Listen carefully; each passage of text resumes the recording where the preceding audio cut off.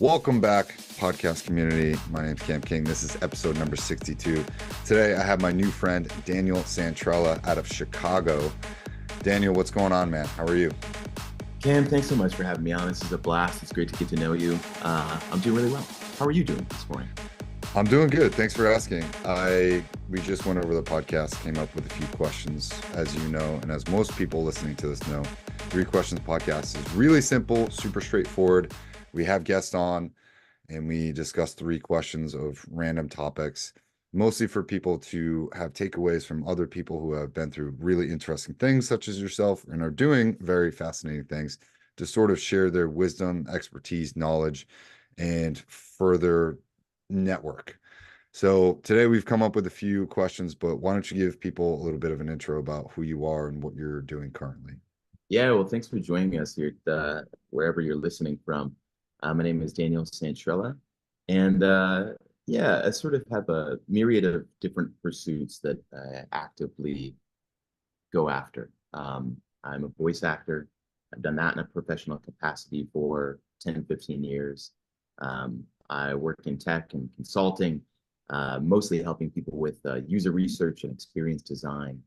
And I am just an absolute and utter gym rat. Very common posting that you'll find on my Instagram or other places that you might find me. So that's just very brief overview of this, and I know we'll get into it next.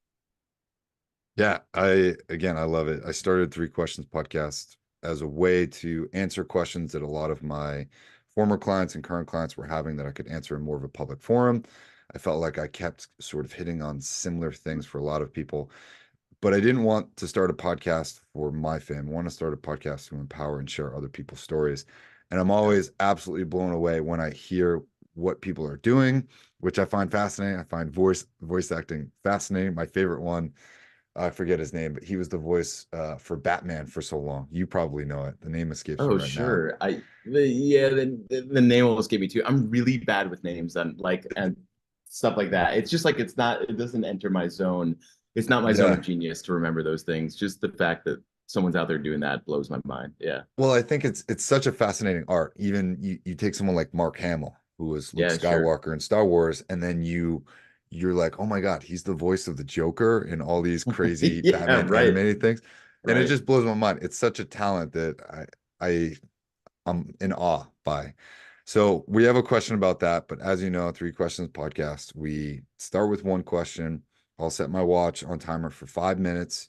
You don't have to fill up all 5 minutes, but I want to hear your expertise like you're talking to a wide audience. And if that's sharing your story or sharing your point of view on something, nothing is really off limits. Feel free to swear.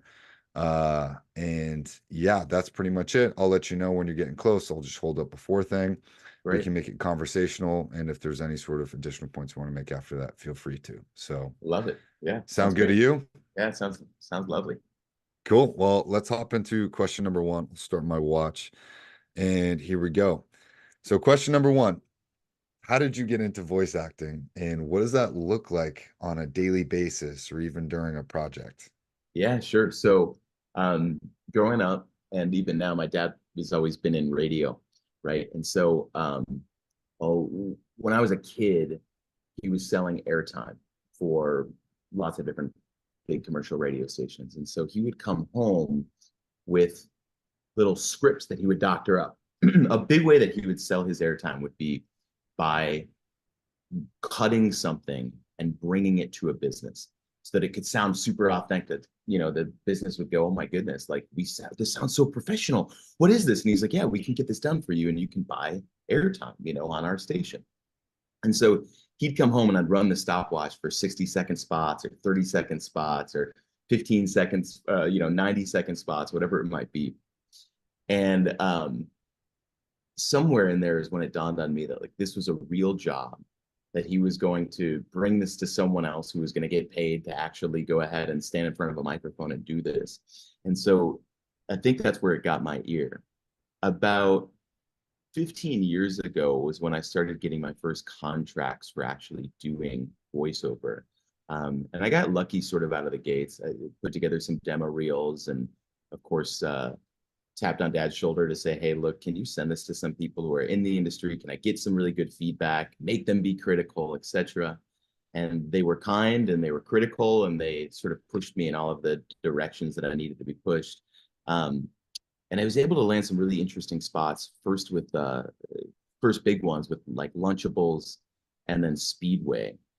And the practice of it day to day is I'm on Stewart Talent. So I have a couple agents between New York, LA, Chicago, and Atlanta that all send me auditions on a usually weekly basis. Sometimes a good week is 3, 4 of those a day. Bad week, I might see 3 of them for the entire week, right? And the practice of it is pretty simple. I mean, it's to try to not overthink it, grab a script, do 2, 3 takes in front of you and send it off into the ether and see if you get a response, right? A lot of times you're just mailing that stuff into a black hole. But every once in a while you get lucky and you do get the job. You are the right voice for it. And the practice of that then becomes getting into the room with folks, usually on a Zoom like this. Actually, later today, I'll have 15 people up on this screen who will direct a live session as I go jump into my booth and act as a complete and utter silly goose. I'll be playing a dog for a Knoxville tourism campaign.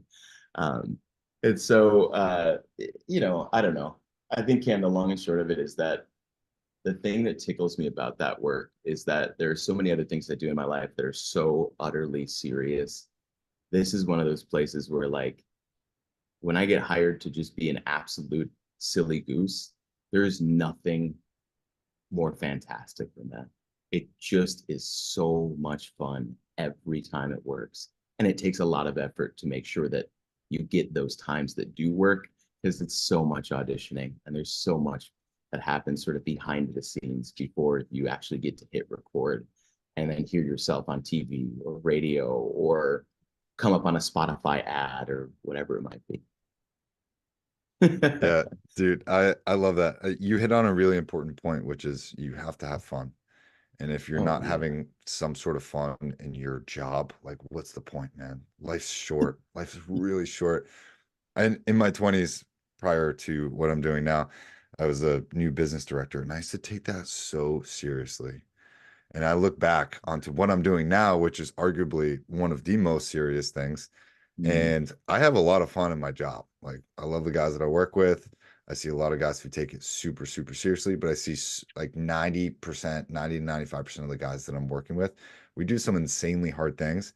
And we're just sitting there laughing, having a good time, like yeah. sleepless, tired, wet, cold, hungry, all the things. And you got to have fun. You got to Yeah, I have fun. mean, it's just a crucial element to all of this stuff. I don't think there's anything at this point in my life. I'm pretty committed to bringing joy to whatever I do, right? And Yeah. it doesn't matter if that's the rigorous, work or if that is, the playfulness of turning on the mic and hitting record. Either of those pursuits will come with an equal amount of joy, from my end. I just won't do it. I don't see the purpose is lost on me if you're not able to sit around with friends like that and laugh or make friends out of those experiences and laugh and just share in life, like all the in-between moments, all of the highs and lows. Like this is what we're here for, man. Mhm. I so often think of the movie Monsters Inc. for Oh some yeah. reason, because Okay. when you have the ability to laugh, right? The whole purpose of that movie is they're trying to get energy from like scaring Yeah. people, and whether it's a take on adrenochrome harvesting or not, who's to say? Yeah. However, at the end of the movie, they find out that making kids laugh actually fills things up way faster. It's a much stronger energy. So I Right. always think about laughter and having fun as like a really good way to fill your cup up, right? If you're ever stressed or you're down or you're depressed, I'll just throw on a comedy special or like something funny. And if I'm ever feeling down, I just try to laugh. And you can never not be able to laugh. I think that's what people forget. And so if you have something that like fills your cup up or just you can be a kid again, like that's so fulfilling. So great, great advice on there. Please also, do you have any tips on how to take care of your voice? Because Oh, I just sure. got Yeah. over the flu. So Oh, interesting. Yeah. I mean, it's always the basics, right? I think like there's no magic remedy for any of this stuff. Start Salt water gargles are great. Tea and lemon, even just hot water and lemon, all of that good stuff. Um, yeah, it's funny. It's funny you ask about that. I don't often do a ton to take care of my voice. Uh, and I think most of that comes from just the practice of singing, where I've had to work it so much harder in the past that I don't know, cross my fingers, but those muscles are really, really strong, or those vocal cords are really strong. It doesn't tend to go out on me that often. So I don't know. Yeah. I think it's just fun. But you did touch on something really interesting, because I think one thing there that's just to your point about laughter, as you edit and chop this up later, you put out fun clips or whatever. It's like I think that this, like, if there's one thing that I look in older, wiser people, it's like, how many like laugh lines do they have on their face, right? Like anytime I think about like the wrinkles that I want. I want them to be like laugh lines, right? Like those are the ones I would yeah, go for the To most. Yeah, totally agree. yeah. Let's hop into question number two, Game because on. love what you're doing now. Question number two would have me asking you, you used to work in tech and consulting, Yeah. very serious industry. Obviously, there's a lot of different things. What were some of your favorite things about working in the tech industry, and also Mm. least favorite things? Because there's so many companies out there now. I know a lot of younger people, even if they're not entrepreneurs, or if they're entrepreneurs on the side, most of them are getting jobs at tech companies in sales. Last week, I had a conversation with two people who are like, I can't break into the tech industry. I don't know how. Do you Mm. have any advice on breaking into the tech industry, or what your favorite thing was and what your least favorite thing was about it? Yeah. So I think I'll take them in that order. So breaking in and favorite and least favorite. Like I think to break in to anything, even if you're going to break into voice acting too, right? It's just talk to people. Like I think there's the art of like communication that is just like lost on a lot of folks, and it's about not being scared, right? Like you're out there in the ether and you're listening to this. Like I didn't know Cam till 10 minutes before we jumped on today, right? It's about taking that leap and just having some faith in yourself and trust in the other person you're going to jump on with to make the most out of whatever that connection can be. uh, Today's case, that's a really interesting podcast and the opportunity to touch a lot of different people that I wouldn't get to touch, and vice versa. I think for Cam, be introduced to my network. And the same goes for that. So if you're trying to jump into the tech field, just talk to folks. It's a really interesting time, and I think in the past I would have way more tactical advice for you, but it's a really interesting time in tech. There's a ton of layoffs going on. It's harder to get into somewhere and feel any sense of stability. And so I think you just need to find good people who are going to help you make those right ends and give you that security that you're looking for, and make your break into that. Um, yeah, and same goes with voice acting too. Just reach out. I think you'll find it in tech and voice acting. The similarities is that some of the nicest people you ever meet are on the inside of those places. And so, favorite things, for sure, the people. Like the biggest takeaway for me in tech is just being able to encourage and watch other people grow inside of an organization, that seeing the things that they're capable of, seeing things that would have scared the crap out of them before that do not scare them, now in much bigger roles. I mean, there's nothing cooler than that, to watch that growth as both someone as a peer and also like as a leader, right? I had 55 direct reports. There were a lot of people who wanted to move up and find ways, and a lot of those people did, and it was really, really inspiring. So that's for sure one of my favorite things. Conversely, I think one of my least favorite things, and this may be like a bygone era at this point, but the personalities, right? There's a lot of really intense personalities in tech and startup culture. And the way that I see this manifest, even now in the work that I do today as a consultant, is that the loudest voice in the room typically wins, right? And I think we're in this era of self-awareness and self-care, and these things are top of mind in the zeitgeist of people. It wasn't true maybe 5, 10 years ago, even thanks to Brene Brown and other pioneers right before them. but we can be aware of what's supposed to be right and getting the quiet people to speak, giving everyone sort of a voice and allowing them whatever form of confidence they need. But I still see a lot of really intimidating personalities who sort of take the spotlight from really meaningful conversations, really meaningful business pivots that could be taken. And so a lot of the practice that I bring whenever I'm leading workshops or just helping lead teams is to find those small voices and make them really loud, right? Because that's just something I think in other places I've seen get lost. And not in a good way, right? I mean, yeah, I guess it's never good when things are lost, but just I see that tendency in a lot of businesses right now. Yeah, I completely agree with you there. I think ego is something that needs to be spoken about in the workplace. Not that I agree with woke culture on everything, because I honestly don't care. I'm super independent, but there's an element of humility and empowerment that just needs to happen across the board at Yeah. companies. There are words that just aren't being brought into a corporate workplace. And I used to try and be a hammer, and when I was working with teams, and that was not the right way to do that all the time. And I see in my current job sphere, like, I work in one of the most toxic atmospheres probably in the country, and the leadership and things that I hear and say and see happen make me go, wow, holy shit, I never want to act that way or be like that to another person. And I feel like my job has made me a more humble person when I go to the civilian world, because I'm like, wow, I've seen what really bad toxic leadership looks like, and I Mm-hmm. know how to do the complete opposite, right? And I'm a high performer, I'm a high achiever, I'm very individually motivated, so I don't need that sort of hammer type approach, but there are so many better ways to handle that. And I unfortunately see a lot of C-level executives, even clients and former clients that I've had, that they don't really know how to handle these things. And I think that companies need to develop a system of tools or ways to empower that, not to punish Mm-hmm. it, but you need to figure out a way to provide people the right tools, because everyone needs different tools at different times.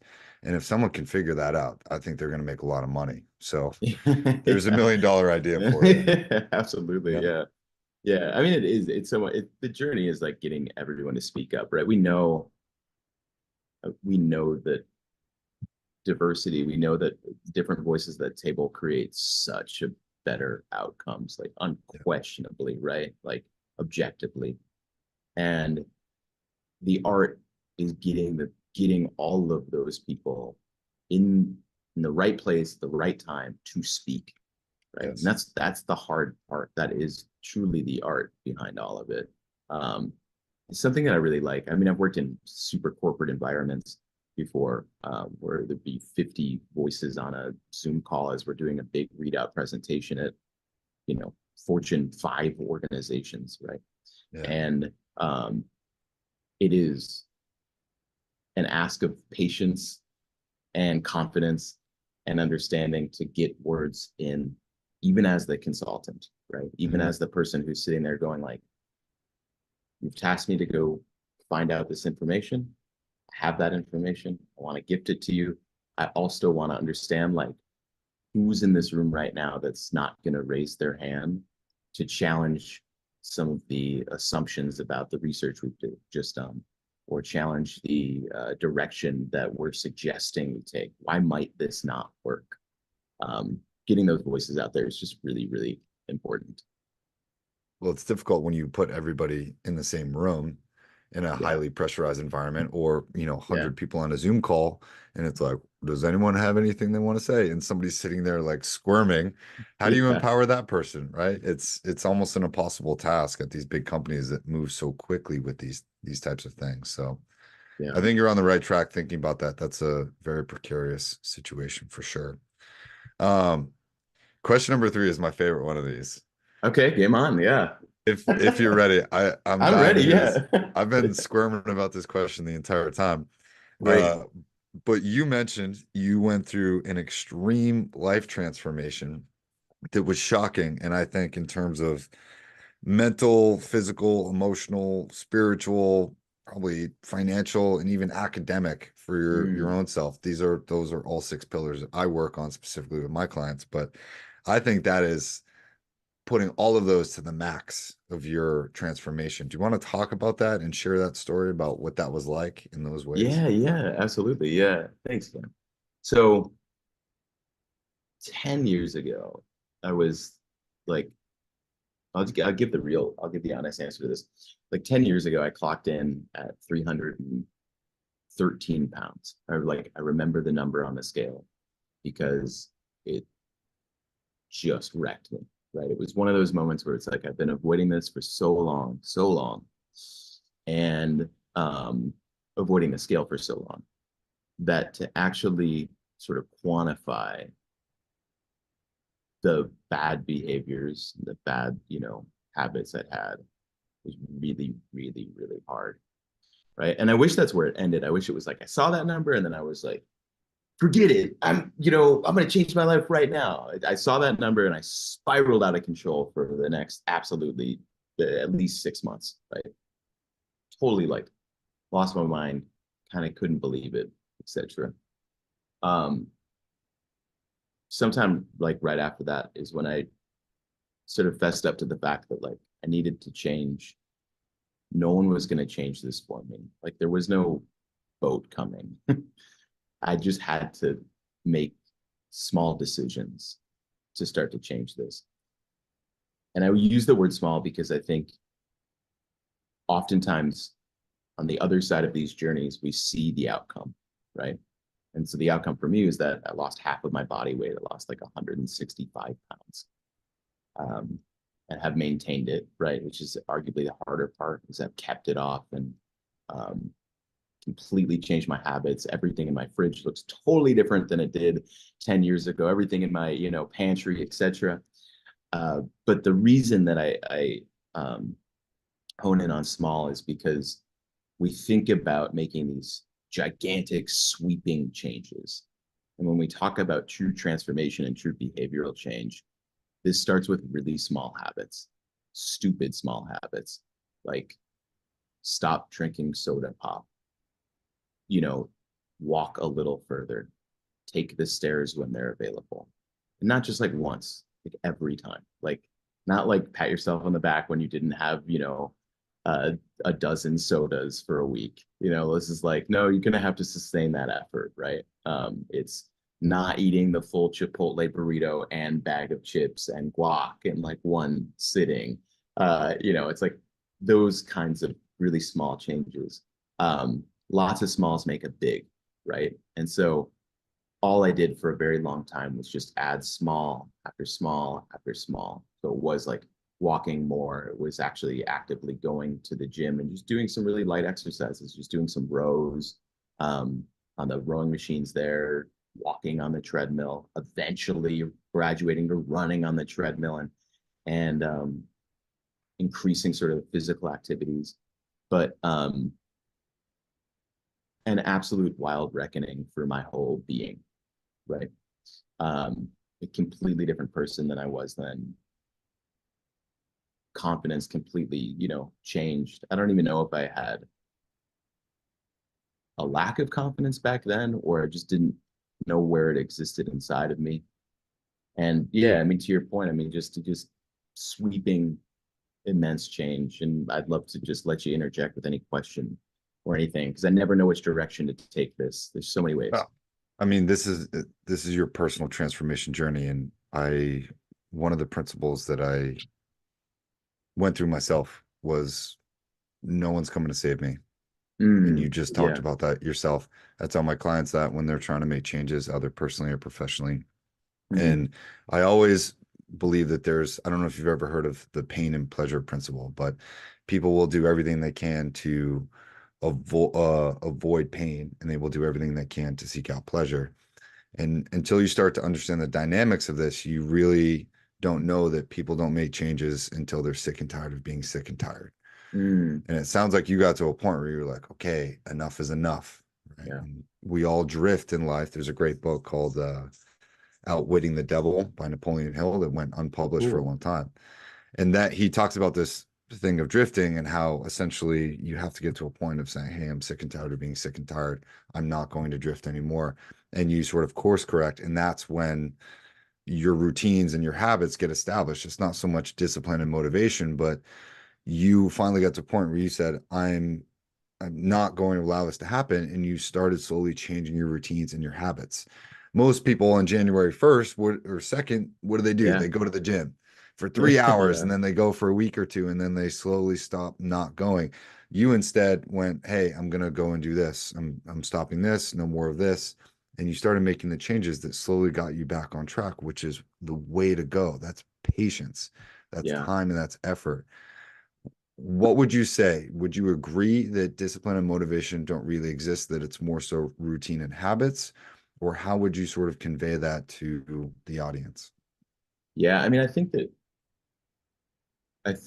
discipline, I think I have this written somewhere. I think discipline eats motivation for breakfast, right? And in other words, like you discipline is really powerful, and routine and habits are definitely part of that. And I think that how do I want to say this in a concise way? Like for me in my life, action has always led to inspiration and never the other way around, right? So do the thing, and then you will find out that you are inspired to keep doing the thing. Don't wait for this like aha moment to change everything, right? Because it's not, it doesn't work like that. It's not gonna really come. So just start doing the thing, and then you will find yourself inspired to do the thing. And that inspiration, friends, is gonna wear off, right? Unfortunately, the uh, there's very limited returns on how often you can stay inspired. There's not once you start to bring in discipline, right? And that's where you get into your routines and your habits and you create those things so that you can rely safely on all these disciplines that you've been able to sustain. And sometimes you're inspired to continue those things, and sometimes you're not. But hopefully, you're disciplined enough and you recognize that change is important enough to just keep going, keep taking that action. It's hard. I I mean, look, I tried everything under the sun to fix this problem for myself before eventually I realized there wasn't a quick hack that I was going to take to fix this stuff. And so, yeah, I mean, I think it was at that point that I realized, like, oh, this is just going to take a while. Like, if I really want to do this and I want to sustain this, it's just going to take a really long time. So, what is that? How do I get comfortable with that? you mentioned you mentioned how long that journey took you. I want to ask you, what was Yeah. more satisfying looking back? Mm. The end result, of hitting 160, 165 pounds, or was it the journey? What was the better experience? Oh no, yeah. I mean, I think you know the answer to this. It's just for sure the journey, right? I mean, like there's absolute Yeah. moments of just total and utter jaw-dropping joy, right? When Mhm. you get on that scale and you've seen it such a drastic difference. It quantifies sort of the journey in a remarkable way. But the journey itself, I wouldn't trade that for the world. I mean, like I think it would have been an egotistical prick if I'd have been like super slim and cut for my whole life Yeah. because it's just a level of confidence I'd never had. It's a level of authority I'd never like taken in my own life before, right?